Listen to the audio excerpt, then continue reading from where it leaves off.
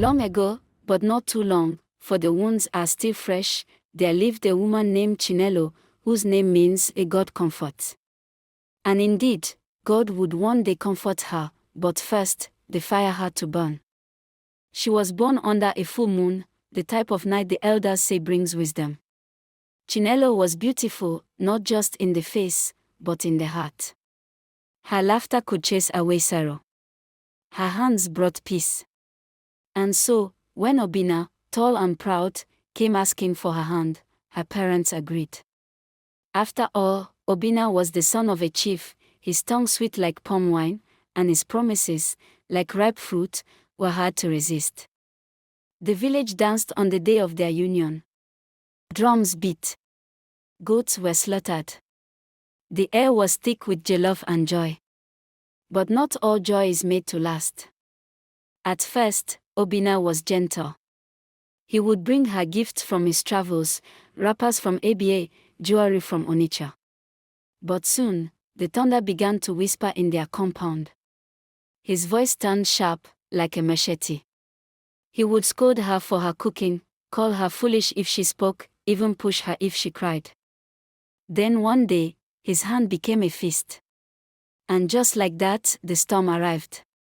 Chinalo told no one. In our land, a woman is taught to endure. Marriage is not a bed of roses, the aunties say. A woman must kneel even when the fire burns her knees. So she wore long sleeves in the dry season. She smiled with cracked lips. She swallowed her voice. And then came the day that broke her spirit and mended her soul. Her daughter, Edeora, only 5 and innocent as morning dew, was playing with her clay dolls. Chinalo watched as Edeora lifted one doll and slapped it. "Why are you hitting your doll, Eda?" she asked. The child looked up with eyes too old for her age and said, "She did not listen. Just like Daddy says about you."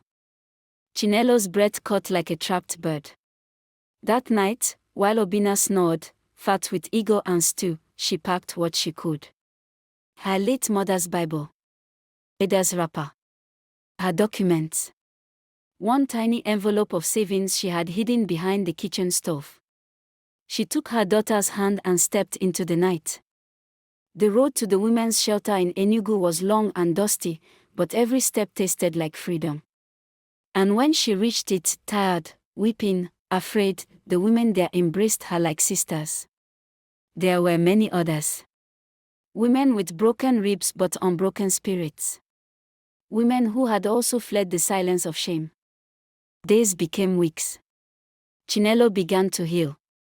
She learned tailoring and later taught other women how to sew. Edeora laughed again. Her laughter sounded like Chinalo's once did. 1 year later, Chinalo stood under the mango tree in front of her new shop, Nello's Touch, as the harmattan breeze brushed her cheeks. Customers called her Madam. Children hugged her legs. Edeora ran around with ribbons in her hair, singing in Igbo. A neighbor asked her one day, "Chinalo, how did you survive it all?" And she smiled, eyes deep with truth. "I remembered who I was. Not just a wife. Not just a mother. A woman. A flame. A river that cannot be stopped." And the village began to whisper her name differently after that. Not in pity, but in praise.